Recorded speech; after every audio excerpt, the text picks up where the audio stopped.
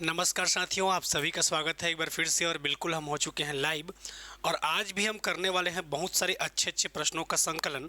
और उसके पहले मैं कुछ चीज़ें जो आपसे साझा करना चाहता हूं। बिल्कुल यदि आप CGPSC 2025-26 की तैयारी कर रहे हैं, जो कि अभी आने वाले एग्ज़ाम के लिए प्रिपेयर कर रहे हैं, तो बिल्कुल साध्य PSC एकेडमी में कंटिन्यू इसकी क्लासेस चल रही है, तो बिल्कुल आप ज्वाइन कर सकते हैं। यदि कुछ भी दिक्कत होगा तो इस नीचे दिए गए नंबर पे आप कांटेक्ट भी कर सकते हैं। बिल्कुल इंडिविजुअल क्लासेस चल रही है आपकी रोज़, तो बिल्कुल आप रोज़ क्लासेस को ज्वाइन कर सकते हैं। ठीक है, चलिए। इसके अलावा यदि मैं बात करूं, यदि आप सब इंस्पेक्टर की तैयारी कर रहे हैं तो बिल्कुल इसकी भी क्लासेस ज्वाइन कर सकते हैं। सबसे पहले आपको प्ले स्टोर में जाके साध्य PSC एकेडमी का मोबाइल एप्लीकेशन डाउनलोड करना होगा। मोबाइल एप्लीकेशन डाउनलोड करने के बाद आप स्टोर सेक्शन से ये क्लासेस परचेस कर सकते हैं। कुछ भी दिक्कत होगा तो इस नीचे दिए गए नंबर पे आप कांटेक्ट कर सकते हैं। अब हम आते हैं अपने आज के प्रश्न की ओर।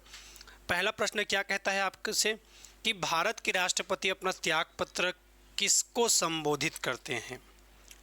भारत के राष्ट्रपति अपना त्यागपत्र किसको संबोधित करते हैं, ध्यान से पढ़िए और बताइए। कल कुछ बच्चों का प्रश्न आ रहा था कि सर इसको थोड़ा सा डिटेल में बता देते, तो ठीक है मैं बता दूंगा डिटेल में। ठीक है, चलो बताइए, राष्ट्रपति अपना त्यागपत्र किसको देते हैं।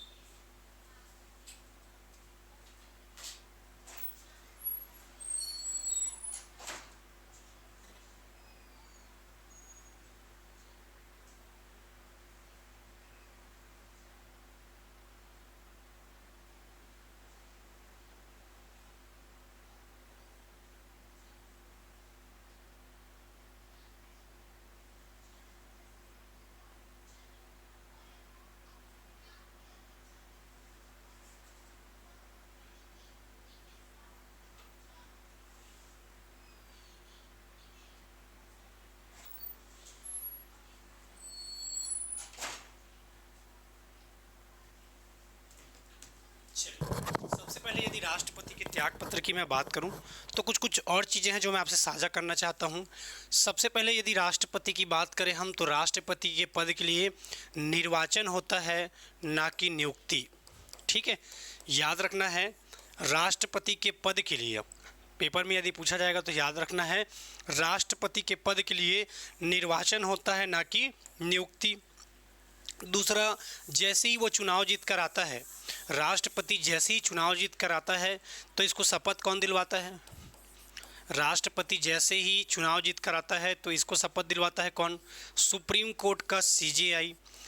CJI मतलब चीफ जस्टिस ऑफ इंडिया, या इसे ही हम क्या कहते हैं, भारत का मुख्य न्यायाधीश। इसे ही हम क्या कहते हैं, भारत का मुख्य न्यायाधीश कहते हैं। आप सभी को याद रखना है, पेपर में यदि पूछा जाएगा कि राष्ट्रपति को शपथ कौन दिलवाता है तो याद रखना है, सुप्रीम कोर्ट का CJI chief justice of India, या इसे ही कहते हैं भारत का मुख्य न्यायाधीश, ये शपथ दिलवाता है आपके राष्ट्रपति को। वहीं यदि मैं बात करूं कि राष्ट्रपति अपना त्यागपत्र किसको सौंपता है, तो याद रखना है, राष्ट्रपति अपना त्यागपत्र सौंपता है उपराष्ट्रपति को। तो पेपर में यदि पूछा जाएगा तो याद रखना है, राष्ट्रपति अपना त्यागपत्र किसको सौंपेगा, तो याद रखना है उपराष्ट्रपति को। ठीक है, याद रहेगा इतना। दूसरा चीज़ जो आपको याद रखना है, यदि आपसे पूछा जाता है लोकसभा के स्पीकर, स्पीकर यानी कि आपका अध्यक्ष, तो अध्यक्ष किसको देगा, उपाध्यक्ष को। प्रधानमंत्री किसको त्यागपत्र देगा, राष्ट्रपति को। सर्वोच्च न्यायालय का मुख्य न्यायाधीश भी किसको त्यागपत्र देगा, राष्ट्रपति को। स्पीकर का मतलब क्या होता है, अध्यक्ष। स्पीकर का मतलब क्या होता है, अध्यक्ष। तो याद रखना है आपको, स्पीकर का मतलब होता है अध्यक्ष। तो अध्यक्ष अपना त्यागपत्र किसको सौंपता है, लोकसभा का स्पीकर उपाध्यक्ष को। प्रधानमंत्री किसको सौंपता है? राष्ट्रपति को। सर्वोच्च न्यायालय का मुख्य न्यायाधीश किसको सौंपता है? तो याद रखना है राष्ट्रपति को। और राष्ट्रपति अपना त्यागपत्र किसको सौंपता है कहेगा तो याद रखना है उपराष्ट्रपति को। मैंने क्लास में भी कई बार कहा है, राष्ट्रपति का निर्वाचन होता है, निर्वाचन नियुक्ति नहीं होता। पॉइंट टू बी नोटेड, याद रखना है आपको, ठीक है। तो बिल्कुल इसका आंसर क्या हो जाएगा? उपराष्ट्रपति। अब कुछ बच्चों के मन में ये भी प्रश्न आ रहा होगा कि सर ठीक है, राष्ट्रपति उपराष्ट्रपति को देता है, पर उपराष्ट्रपति अपना त्यागपत्र किसको सौंपता होगा? तो याद रखना है, उपराष्ट्रपति अपना त्यागपत्र किसको सौंपता है पूछेगा तो ये भी आपके राष्ट्रपति को ही त्यागपत्र देता है, ठीक है। तो बिल्कुल इस क्वेश्चन का आंसर क्या हो जाएगा? मतलब दोनों एक दूसरे को त्यागपत्र देते हैं, राष्ट्रपति उपराष्ट्रपति को, उपराष्ट्रपति राष्ट्रपति को त्यागपत्र देता है, ठीक है। तो बिल्कुल आंसर क्या हो जाएगा? बी। अगला प्रश्न, क्वेश्चन ध्यान से पढ़िए और बताइए क्या होगा इसका आंसर। चलिए क्वेश्चन को ध्यान से पढ़िए और बताइए क्या होगा इसका आंसर।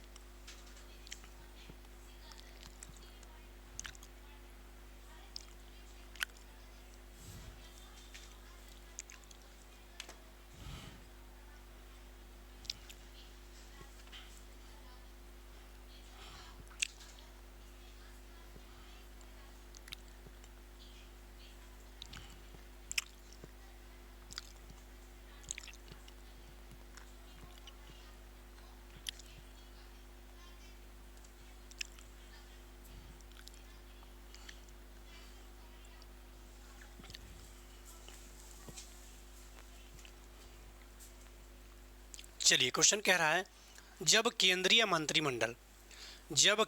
मंत्रिमंडल ने वर्ष 2002 में चुनावी सुधारों पर अध्यादेश बिना किसी बदलाव के उसे राष्ट्रपति को वापस भेजा, तब राष्ट्रपति ने भारतीय संविधान के कौन से अनुच्छेद के अंतर्गत अपनी सहमति प्रदान की? चूंकि यहाँ पर बात किया है अध्यादेश का, और अध्यादेश के लिए अनुच्छेद कौन सा है आपका? 123। अनुच्छेद 123 किसके बारे में बात करता है? तो राष्ट्रपति के अध्यादेश के बारे में बात करता है। अब बहुत सारे बच्चों को ये समझ नहीं आ रहा होगा कि सर अध्यादेश क्या है। तो जब आपका लोकसभा और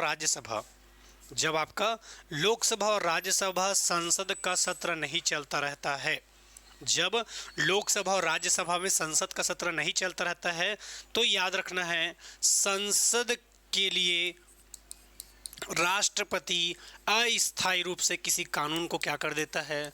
लागू कर देता है, और बाद में जब संसद वापस अपने सदन में वापस आती है तो उससे पास करवा लेता है।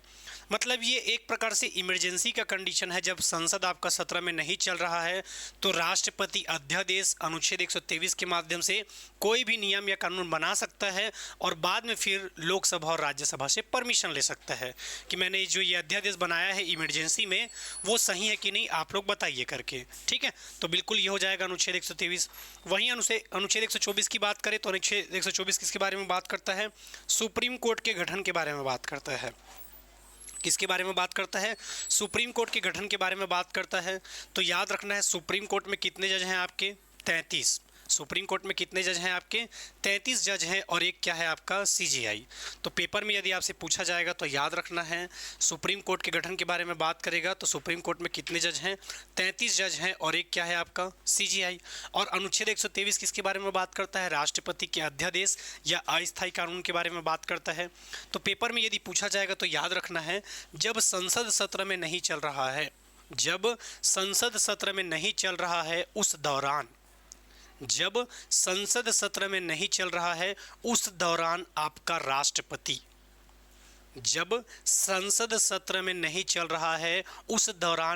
राष्ट्रपति जो है वो क्या करता है? याद रखना है अस्थायी कानून बनाता है अनुच्छेद 123 के तहत। तो बिल्कुल आंसर क्या हो जाएगा? सी 123। और बिल्कुल यदि आप सब इंस्पेक्टर आबकारी आरक्षक, छत्तीसगढ़ पुलिस या एडीओ की तैयारी करना चाहते हैं तो इंडिविजुअल क्लासेस चल रही है जिसको आप बिल्कुल ज्वाइन कर सकते हैं। सबसे पहले आपको हमेशा की तरह प्ले स्टोर से जाकर साध्य पीएससी एकेडमी का मोबाइल एप्लीकेशन डाउनलोड करना होगा और मोबाइल एप्लीकेशन डाउनलोड करने के बाद फिर आप स्टोर सेक्शन से ये क्लास ज्वाइन कर सकते हैं। तो बिल्कुल हो जाइए तैयार, ठीक है। क्योंकि और यदि कुछ भी दिक्कत होता है तो आप इस नीचे दिए गए नंबर पे आप कांटेक्ट भी कर सकते हैं। अगले प्रश्न की ओर बढ़ते हैं। कौन सा कथन असत्य है पूछ रहा है। इसी स्टूडियो में है क्या सर आपका क्लास? ठीक है। कौन सा कथन असत्य है? भारत के प्रथम राष्ट्रपति डॉक्टर राजेंद्र प्रसाद थे। ये कथन तो बिल्कुल सही है। याद रखना है अंतरिम सरकार, कल की टॉपिक में मैंने बताया था अंतरिम सरकार में कौन थे आपके? डॉक्टर राजेंद्र प्रसाद थे, याद होगा। और ये हमारे देश के क्या हैं? प्रथम राष्ट्रपति हैं। इसके अलावा याद रखना है अब तक टोटल 15 राष्ट्रपति जो हुए, अब तक जो टोटल आपके 15 राष्ट्रपति हुए उनमें एकलौते आपके डॉक्टर राजेंद्र प्रसाद ऐसे हैं जो लगातार 2 बार आपके राष्ट्रपति बने हैं।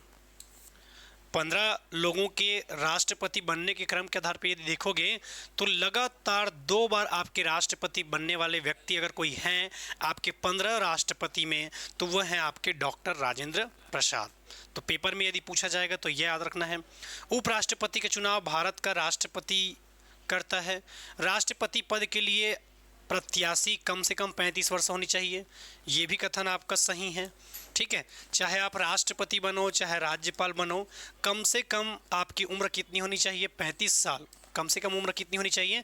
35 साल। और ज़्यादा से ज़्यादा कितना होना चाहिए? तो इसका संविधान में कोई व्याख्या नहीं किया गया है। कम से कम उम्र कितना होना चाहिए? 35 साल। और ज़्यादा से ज़्यादा के बारे में कोई व्याख्या नहीं किया गया है, आपको याद रखना है यदि पूछा जाएगा तो। उपराष्ट्रपति का चुनाव सभा का सभापति करता है। उपराष्ट्रपति का चुनाव भारत का राष्ट्रपति करता है। बताइए क्या हो जाएगा इसका आंसर?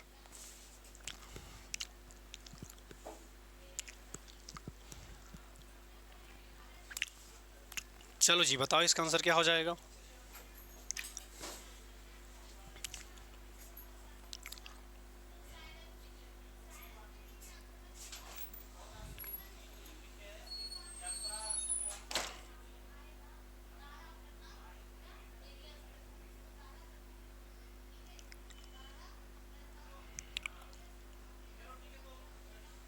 ठीक है, उपराष्ट्रपति का चुनाव सभा का सभापति करता है।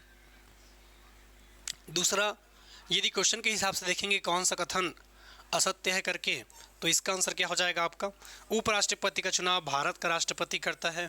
ये थोड़ा सा आपका गलत हो जाएगा, ठीक है, क्योंकि उपराष्ट्रपति के चुनाव भी आपके लोकसभा और राज्यसभा के अंदर ही होते हैं।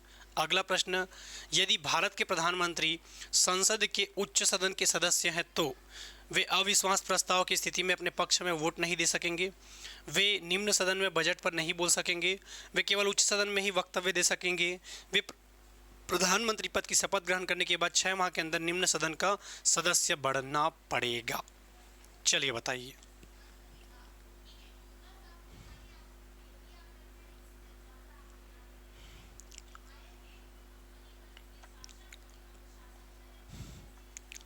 चलिए बताइए इसका आंसर क्या होगा?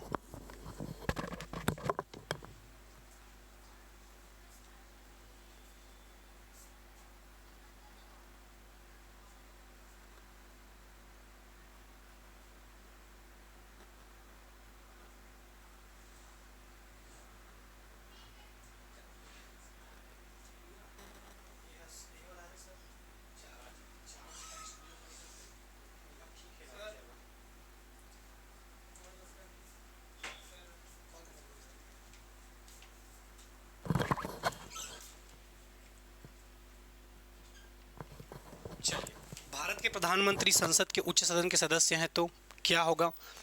वे उन्हें प्रधानमंत्री पद की शपथ ग्रहण करने के बाद 6 माह के अंदर निम्न सदन का सदस्य बनना पड़ेगा। सबसे पहले मैं बता दूं, प्रधानमंत्री बनने के लिए चाहे वो लोकसभा का सदस्य हो चाहे राज्यसभा का हो, कोई दिक्कत नहीं है, ठीक है। याद रखना है, प्रधानमंत्री बनने के लिए चाहे वो लोकसभा का सदस्य हो चाहे राज्यसभा का हो, कोई दिक्कत नहीं है।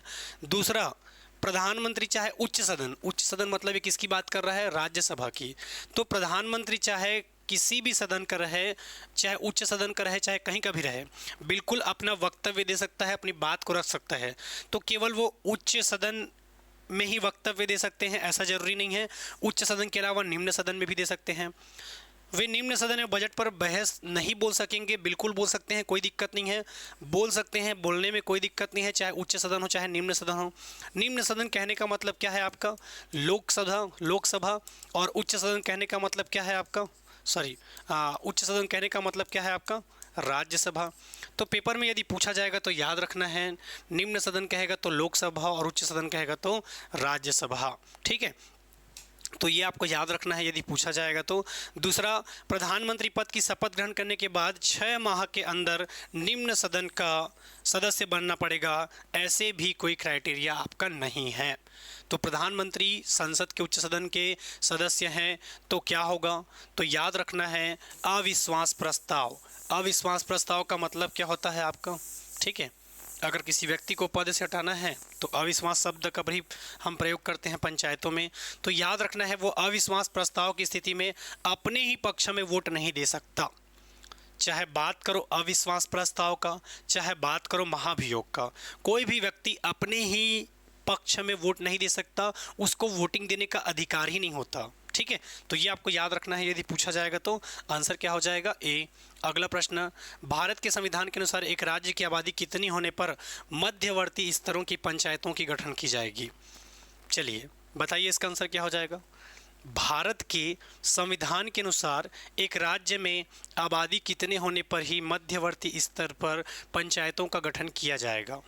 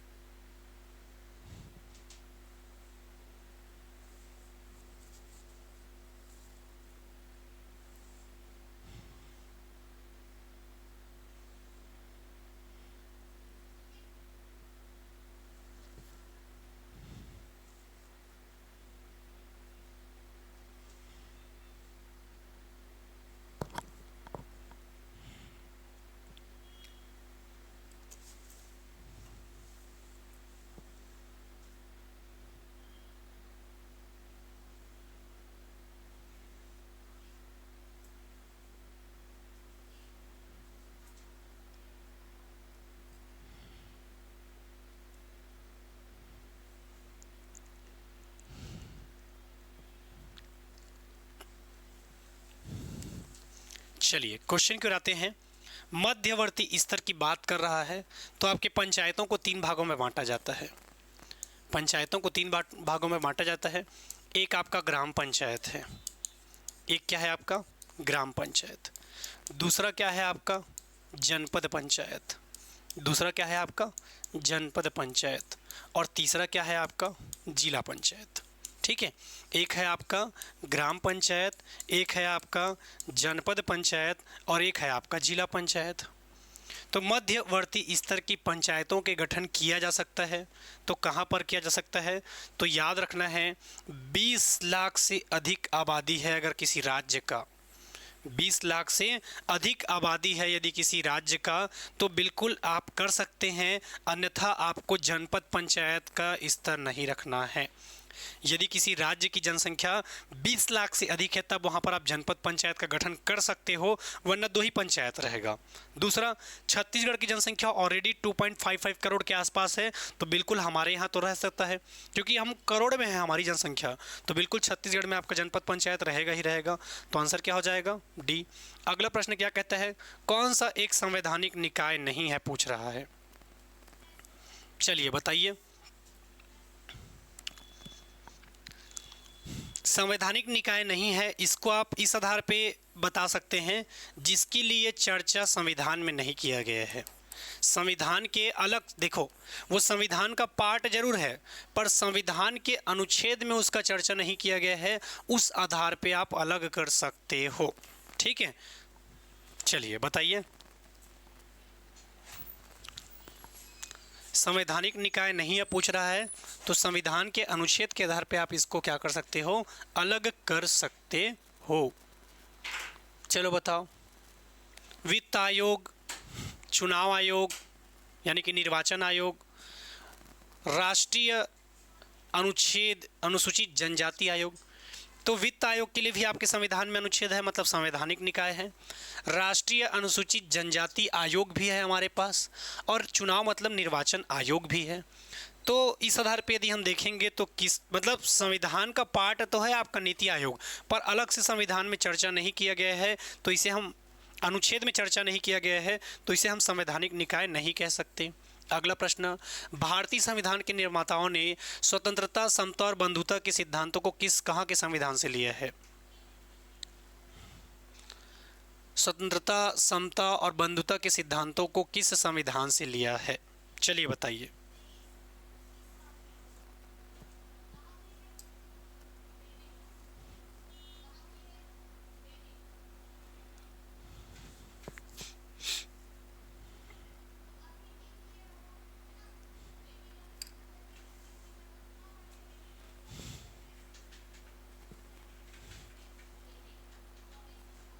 चलो बताओ जी, इसका आंसर क्या होगा?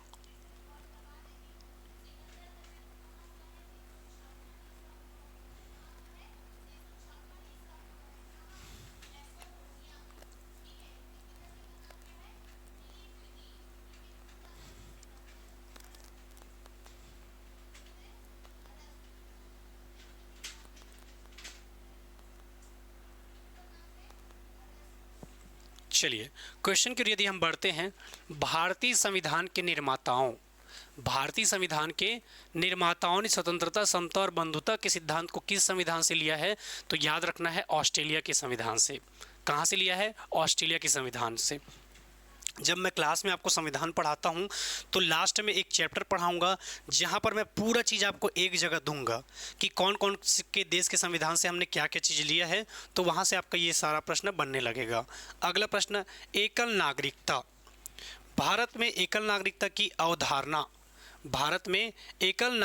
अवधारणा कहाँ से ली गई है? यूनाइटेड किंगडम, फ्रांस, ऑस्ट्रेलिया या जर्मनी? बताओ जी।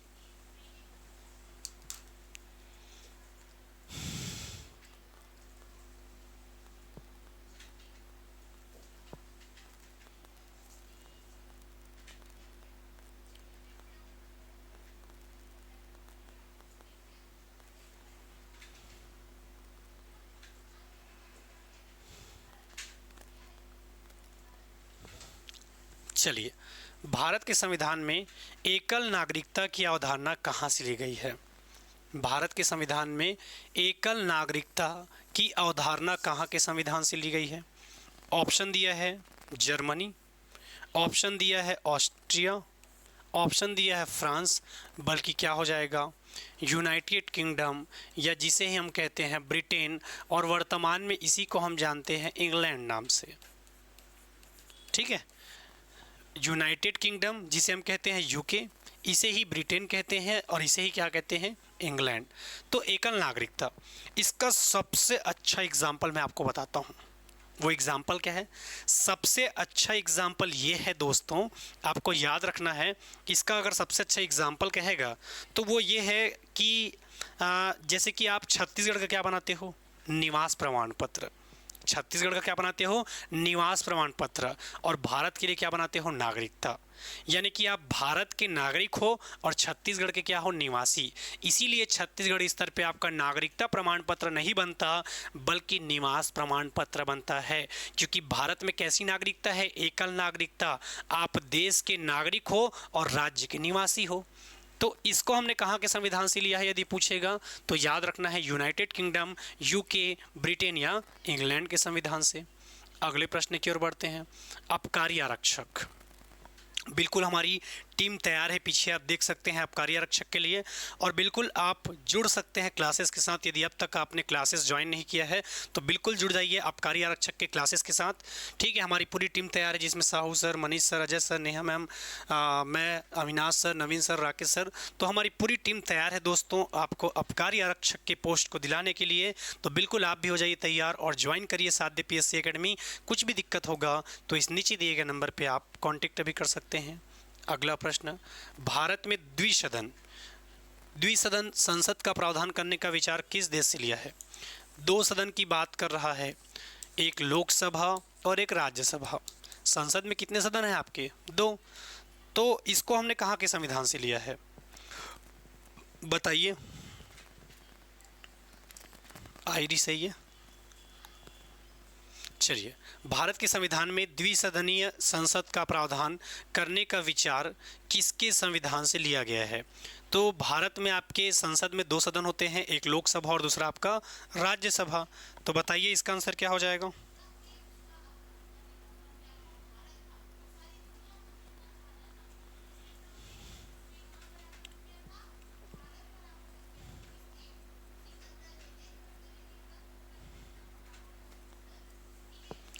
चलिए, भारत के संविधान में द्विसदन संसद का प्रावधान करने का विचार किसने लिया था? तो याद रखना है किसने लिया था, यदि पूछा जाएगा तो याद रखना है ब्रिटिश। किसने आपके? तो याद रखना है ब्रिटिश ने। तो बिल्कुल आंसर क्या हो जाएगा? ब्रिटिश। अगला प्रश्न, भारत के संविधान में राज्य की नीति निर्देशक सिद्धांतों को किसके संविधान से उधार लिया गया है? ठीक है, आयरिश, दूसरा आपका नॉर्वेजियन, तीसरा है आपका ऑस्ट्रेलिया, या ए है आपका स्पेनिश। ठीक है, आयरिश कहने का मतलब आपका आयरलैंड। चलो, राज्य के नीति निर्देशक तत्व जिसके लिए हम भाग पढ़ते हैं, कौन सा? भाग 4। राज्य के नीति निर्देशक तत्व के लिए हम भाग कौन सा पढ़ते हैं? भाग 4। और अनुच्छेद कहेगा तो 36 से लेकर 51। भाग 4 में हम अनुच्छेद कहाँ से कहाँ तक पढ़ते हैं, यदि पूछा जाएगा तो याद रखना है भाग 4 में हम अनुच्छेद पढ़ते हैं 36 से लेकर 51 तक। ठीक है, ये आपको याद रखना है। और ये हमने कहाँ के संविधान से लिया है, यदि पूछा जाएगा तो याद रखना है इसको हमने लिया है आयरलैंड के संविधान से। कहाँ के संविधान से लिया है? तो याद रखना है इसको हमने लिया है आयरलैंड के संविधान से। तो पेपर में यदि पूछा जाएगा तो याद रखना है राज्य की नीति निर्देशक सिद्धांतों को किसके संविधान से उधार लिया गया है? तो याद रखना है आयरलैंड के संविधान से लिया गया है। कहाँ के संविधान से? ठीक है, इसका आंसर नॉर्वेजियन नहीं होगा, बल्कि इसका आंसर क्या हो जाएगा? याद रखना है आयरिश, या उसे ही हम कहते हैं आयरलैंड। ठीक है, अगला, भारत के संविधान में राज्यसभा के लिए सदस्यों के नामांकन की प्रक्रिया निम्नलिखित में से किस देश के संविधान से लिया गया है? राज्यसभा के सदस्यों के नामांकन की प्रक्रिया किस देश के संविधान से लिया गया है? बताइए पढ़ के क्या होगा इसका आंसर?